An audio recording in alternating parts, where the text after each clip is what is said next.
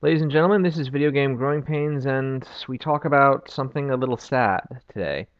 My birthday is on January 21st, but unfortunately, in 2014, 3 days after my birthday, Justin Carmichael, a great video game reviewer, internet personality, and overall amazing human being, on January 24th in 2014, he took his own life. This is truly a tragedy that many of us still feel today. I'd never gotten a chance to meet Justin Carmichael. I knew him specifically from his internet personality, Jewwario. He was a big fan of the Wario character and was very outspoken about his Judaism, so he chose the name Jewwario to be proud of his heritage. He was an amazing person from what I could see in the videos. He was so full of vim and vigor, so full of energy, but so kind and loving. He always looked at the best parts of games and got people to smile, brought out the best in them, I think. He was once described as the Mr. Rogers of internet reviewers, and it was easy to see. I don't really want to dwell too much on the tragedy of the situation, because I don't think Justin would want us to either. He'd want us to be talking about games, to be sharing and enjoying our hobby together. So I want to give a bit of a retrospective, a memorial on Jewwario. So I first started watching Justin's videos in about 2000, I would say maybe 11. It was a very interesting time. I discovered some of the other internet reviewers and only heard about Jewwario from some of the crossovers they had been doing. But I quickly fell in love with his videos because he was talking about retro video games that never left Japan. Jewwario was an importer by heart and loved showing people import games that they could play. His main show was called You Can Play This, and in many ways it was not just entertaining and heartwarming, but also very encouraging.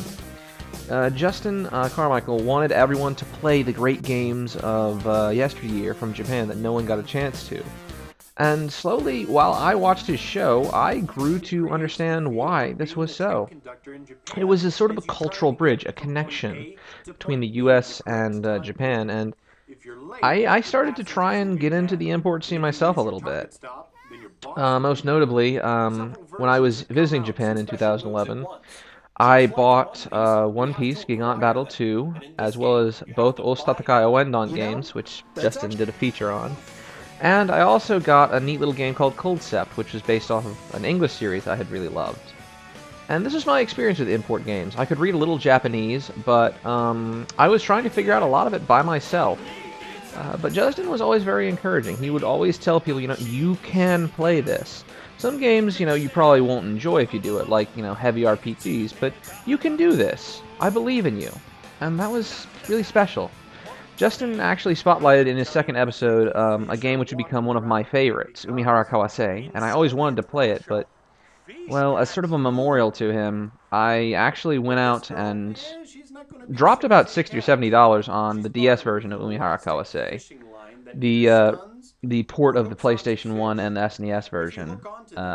I did this in memory of him because I wanted to experience, what he called one of his favorite games, and it was well worth it. I loved the game. It brings me a kind of peace that you don't really expect from such a frustratingly challenging platformer. But it's something. And I've also been trying to get into other games like Tokaido Goju-san Sugi, which Justin also talked about, and YY World, which was a favorite of Justin's. I really like the import scene.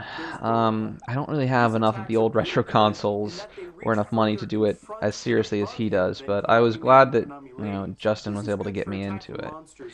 And right now I'm actually playing one of his favorite titles, Monster Hunter 3. I want us all to sort of remember Justin for what he tried to do. He was a man of many talents.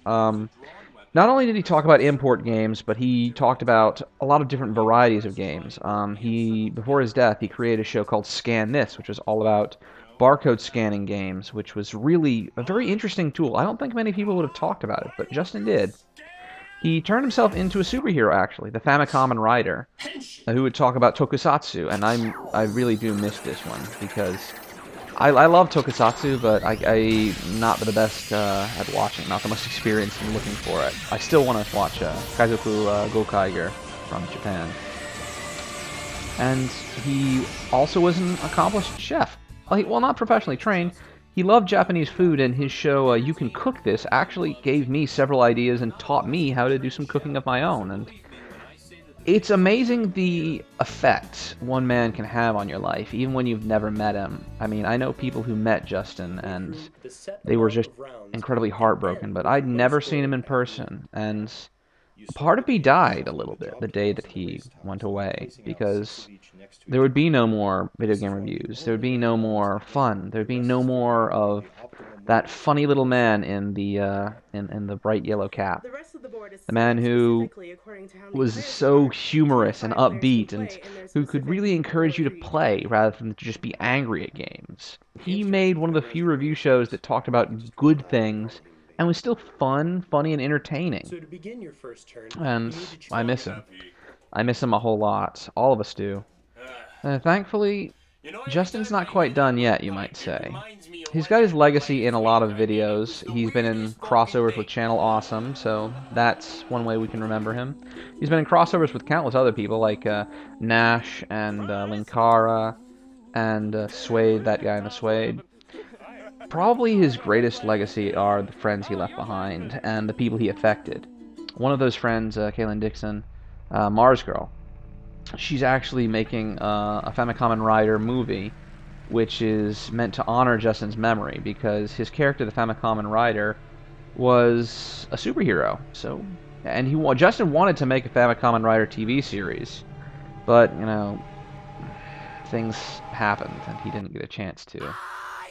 So, they're trying to make a movie to honor their friend and also honor the character he created, and I think that's pretty awesome. I contributed a little to helping out the movie, but really, the true thing we should remember is, what Justin tried to do. He tried to bring a lot of light to the world. He tried to bring kindness and joy and connect people from different cultures with video games.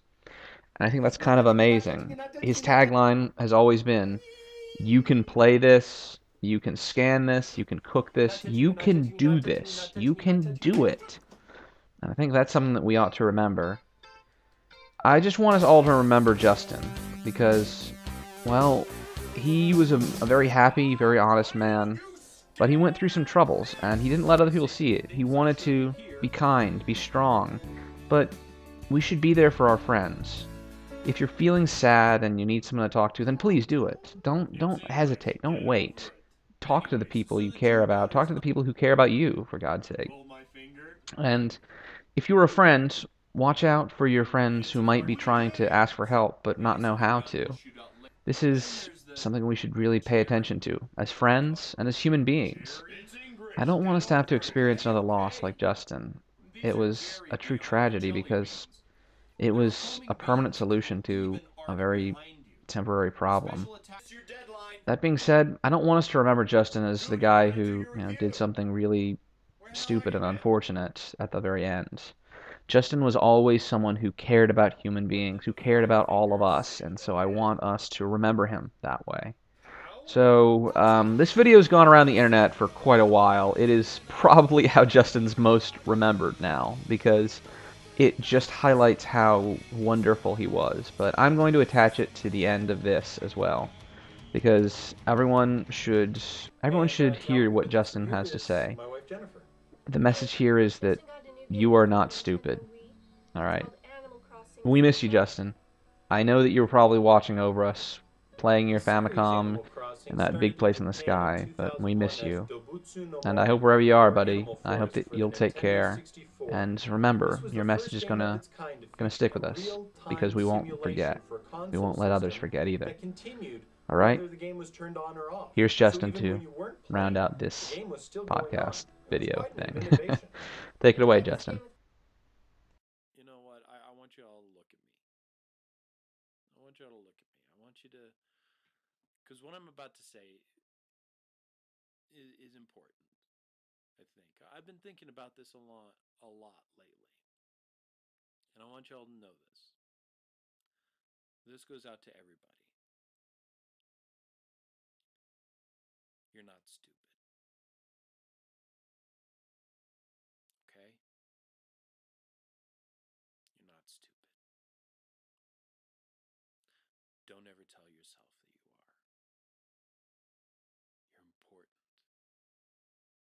What you have in your head may not mean a lot to a lot of people, but it's what makes you special. You are important. You mean something. And you're going to go out there and you're going to do some wonderful things. But first and foremost, you're not stupid. You're not an idiot. Don't ever tell yourself that you are. And if nobody else ever tells you this, I will tell you this. I care about you. Thank you for coming to my stream today.